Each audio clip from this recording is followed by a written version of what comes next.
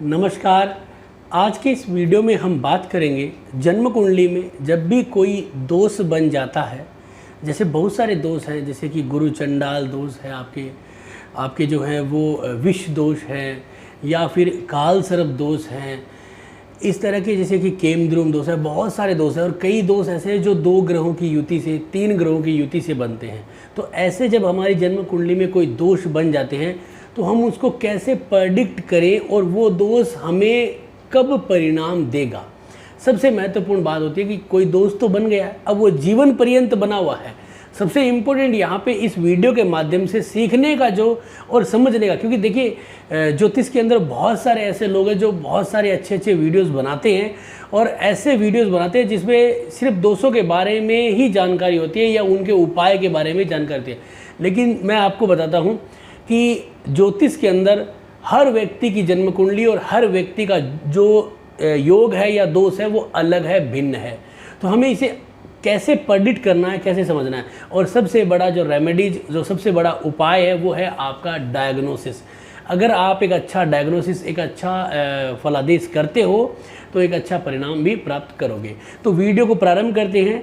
इस वीडियो के द्वारा आपकी जन्म कुंडली में कोई भी दोष है, मैं इस सॉफ्टवेयर के ऊपर एक आपको पूरा का पूरा समझाऊंगा कि किस तरह से किसी दोष को हम समझ सकते हैं और किस तरह से इसे प्रेडिक्ट करें और कैसे उपाय करें और ये दोष कब परिणाम देगा। तो सबसे पहले मेरा ये जो यूट्यूब चैनल है शिवाय एस्ट्रोलॉजर, इसे आप सब्सक्राइब करें, नोटिफिकेशन बेल को प्रेस करें। इस पर मैंने 700 से भी अधिक वीडियोस बनाए हैं फलित ज्योतिष के लिए, वास्तु के लिए, और आगे भी ऐसे वीडियोस हम बनाते रहेंगे। तो देखिए आपके सामने स्क्रीन पे एक जन्म कुंडली है। इसमें जो दोष है वो शनि चंद्रमा का विष दोष है। हो सकता है आपकी जन्म कुंडली में कोई भी तरह का दोष हो। आप ये ना सोचिए कि भाई मेरी जन्म कुंडली में शनि चंद्र का विष दोष नहीं है तो मैं ये वीडियो नहीं देखूँ, मत देखिए। लेकिन एक बार आप अपनी आंखें खोलने के लिए, भ्रांतियाँ जो मार्केट में चल रही है, लोगों को जो ठगा जा रहा है, हो सकता है आपके किसी रिलेटिव की हो या आपकी कुंडली में कोई अन्यथा कोई दोष हो, तो उसको समझने के लिए आप इस वीडियो को देखें जिससे कि आपको सीखने को मिले। अब सबसे इम्पोर्टेंट कि कोई भी दोष अगर बन गया है, जैसे मान लीजिए हमने देख लिया, ये परिणाम कब देता है। तो सबसे पहले तो देखिए दोष बनता कैसे है, 2 ग्रहों की युति से बनता है। अब आप भी जानते हो कि जो युति है वो किसी न किसी भाव में होगी। यहाँ पे आप देखिए कि जो शनि और चंद्रमा की जो युति बनी है, यहाँ पे आपका सूर्य और मंगल का पराक्रम योग भी बनता है, यानी कि, और यहाँ पे इसका शनि और चंद्रमा का विष दोष भी बनता है। आपकी जन्म कुंडली मान लीजिए गुरु चंडाल या किसी भी तरह का दोष है तो उसको कैसे प्रेडिक्ट करेंगे समझ लीजिए। अब यहाँ पे एक चीज़ देखिए, शनि वक्री है तो इसका मतलब ये चेष्टा बली है, परिणाम तीव्र गति से देगा और देगा ही देगा। अगर अशुभ है तो शनि यहाँ पे अष्टमेश है और नवम घर का मालिक है, यानी कि परिवर्तन कराएगा, आते ही परिवर्तन, काम को एकदम वक्री है, इसका मतलब स्ट्रांगली रिजल्ट देने वाला ग्रह बन चुका है। अब चंद्रमा इसके साथ है तो दोनों से विष दोष बनता है। अब ये जो भाव हैं, जन्म कुंडली के सारे भाव फिक्स है, 30 डिग्री के होते हैं। अब ये जो भाव है ये 30 डिग्री का है। इस 30 डिग्री में दोनों ग्रहों की जो पोजीशन है वो कहाँ पे है, इसको पकड़िए। जैसे हम यहाँ पे देखेंगे तो शनि जो है वो रेट्रोगेट है 15 डिग्री और पूर्व 60 नक्षत्र में है, यानी कि शुक्र का नक्षत्र बनता है। इसके बाद चंद्रमा जो है वो 8 डिग्री मूला नक्षत्र में, इसका मतलब दोनों का नक्षत्र अलग अलग है। चंद्रमा केतु के नक्षत्र में है और आपका शनि जो है वो यहाँ पे बैठा है आपके शुक्र के नक्षत्र, तो दोनों का नक्षत्र अलग है, इसका मतलब ये विष दोष नहीं बना है। पहली बात तो यहाँ पे क्लियर हो जाती है, आपको इस तरह से देखना है। अब मान लीजिए कि ये विष दोष बन चुका है और मान लीजिए कि दोनों एक ही नक्षत्र में है और ये विष दोष बन चुका है, तो क्या परिणाम देगा। तो सबसे इम्पोर्टेंट होता है इनका नक्षत्र स्वामी की पोजीशन, कि वो कौन सा ग्रह है, जन्म कुंडली में उसकी भूमिका क्या है।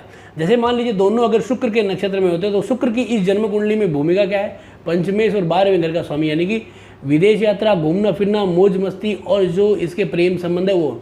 तो यहाँ पे क्या है कि वो शुक्र इसको लाभ देगा। अब ये विष दोष जो है वो यहाँ पे इतना बुरा नहीं है, डिपेंड करेगा, शुक्र कहीं बुरा नहीं होना चाहिए। मान लीजिए शुक्र ही 8वें घर में बैठा है, 12वें घर का स्वामी है, तो ये विष दोष इतना बुरा है कि संतान नहीं होगी, प्रेम में धोखा, विदेश जाएंगे वहाँ पर भी परेशानी, लोग खून पिएंगे। अगर मान लीजिए कि जिस ग्रह के नक्षत्र में है वो नक्षत्र स्वामी मजबूत होना चाहिए, इंपॉर्टेंट है। देखिए ये सब जो मैं टिप्स बता रहा हूँ ये फलादेश के टिप्स है। आप मार्केट में बहुत सारे ऐसे वीडियोज हैं जिनको देख के आप 2 मिनट में रिजल्ट निकाल सकते हो, लेकिन वो रिजल्ट धरातल पे कभी नहीं होंगे।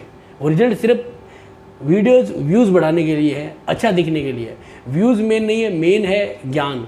तो यहाँ पे हमने देखा कि दोनों मान लीजिए कि एक नक्षत्र में और नक्षत्र स्वामी कहाँ बैठा, जैसे यहाँ पे दोनों मान लीजिए केतु के नक्षत्र में और केतु मान लीजिए तीसरे घर बैठा, इसका मतलब कम्युनिकेशन बहुत बढ़िया, मार्केटिंग बहुत बढ़िया है। और केतु क्या है, जन्म कुंडली के अंदर एक नेचुरल अशुभ ग्रह माना गया है। और केतु किसके नक्षत्र में है, केतु किसकी राशि में है, सूर्य की राशि में है। सूर्य सेकंड हाउस में मार्ग स्थान में बैठा है, इसका मतलब केतु थोड़ा सा अशुभ है यहाँ पे। लेकिन इस जन्म कुंडली में भी दोष नहीं बना। अगर मान लीजिए बन जाता तो इसके परिणाम कब आते हैं और सबसे हार्मफुल परिणाम कब आते हैं, वो आते हैं इनकी दशा अंतरदशा में। यानी कि आप जैसे कि जातक की दशा है, यानी कि हम यहाँ पे देखेंगे तो जातक की चंद्रमा की दशा 2018 से शुरू हो गई है।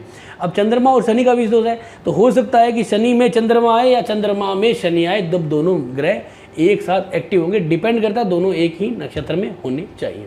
यहाँ पे हमने ये देखा कि चंद्रमा जो है वो यहाँ पे हमारे सामने अपनी दशा लेके आया है 2018 में और शनि आया है 2022 में। अब ये जो विष दोष है ये यहाँ पे एक्टिव हो जाता है। अब इस कुंडली में तो दोष बना नहीं है, अगर होता तो यहाँ पे एक्टिव होता और जातक को इतनी परेशानियाँ प्रॉब्लम आती कि जातक क्या कहे क्या नहीं कहे, कुछ बताने लायक नहीं होता। अब मान लीजिए कि आपने इतना देखा है तो इतने तक ही सीमित नहीं है, यहाँ पे आपको बल भी देखना पड़ेगा। चंद्रमा 110 डिग्री का पॉइंट का है, इसका मतलब ये बली है, परिणाम देगा। और ये 7वें घर में बना है, इसका मतलब इसको आपको भाव बल भी यहाँ पे देखना पड़ेगा। तो 7वें घर का जो भाव बल है वो सर्वाष्टक वर्ग में 19 है और यहाँ पे थोड़ा सा ज़्यादा है षडबल में। तो यहाँ पे हम कह सकते हैं कि व्यापार और मैरिटल लाइफ तो यहाँ पे हमें परेशानी देगा। मेन सबसे इम्पोर्टेंट क्या होता है यहाँ पे, आपको सबसे इम्पोर्टेंट है कि जो ग्रह यहाँ पे ये दोष बना रहा है, जिस समय बना रहा है, जैसे कि हमने ये देखा यहाँ पे जातक की जो दशा चली है वो 2022 से चली है और 2024 तक शनि चलेगा। ये 2022, 23 और 22 और 23 2 साल है। इन 2 सालों में आपकी जन्म कुंडली के अंदर कोई अशुभ ग्रह गोचर तो नहीं कर रहा है मेन स्थानों पे। जैसे कि मान लीजिए कि अभी अगर हम देखते हैं तो अभी देखिए जन्म कुंडली में यहाँ पे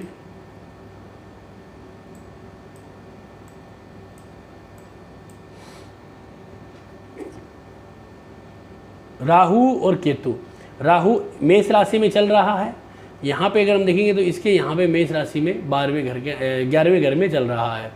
केतु जो हैं वो चल रहा है इसके 7 नंबर तुला राशि में 5म घर में। तो यहाँ पे क्या कर सकता है केतु की जो बुरी दृष्टि है वो बुध पे आ रही है, लग्नेश के ऊपर।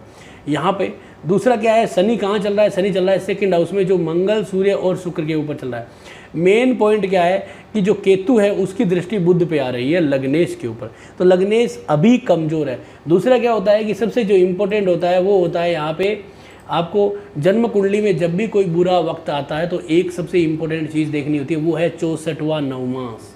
सबसे इम्पोर्टेंट राइट क्लिक करिए यहाँ पे और यहाँ पे देखेंगे 64वां नवमास। 64th नवमास हमारा बुध है और बुध लग्नेश है, लगन में बैठा है और बुध के ऊपर जो है वो तुला राशि में बैठे हुए केतु की दृष्टि है आज की डेट में। और पिछले समय से जब से दशा बदली है तो जातक को यहाँ पे बुरे परिणाम मिल सकते हैं। तो ऐसे आपको आइडिया लगाना है, ऐसे ही हवाबाजी में ऊल जुलूल में ये नहीं करना है कि मेरी जन्म कुंडली के अंदर विष दोष बन गया मैं शांति कराऊँ। देखिए शांति कराइए, बहुत अच्छी बात है, करानी भी चाहिए, लेकिन समझिए सबसे इम्पोर्टेंट है इसका डायग्नोस करिए। जब आपने डायग्नोस कर लिया, आपको पता चल गया परिणाम कैसा आना है, बहुत अच्छा रिजल्ट आपको मिलेगा।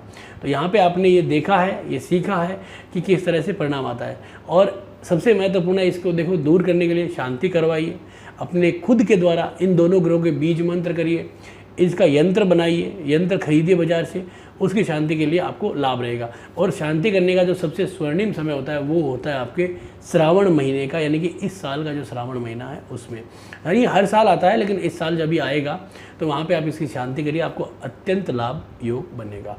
तो आज का ये वीडियो आपको कैसा लगा ज़रूर बताएं। अच्छा लगा तो लाइक करें, शेयर करें, सब्सक्राइब करें। धन्यवाद दोस्तों।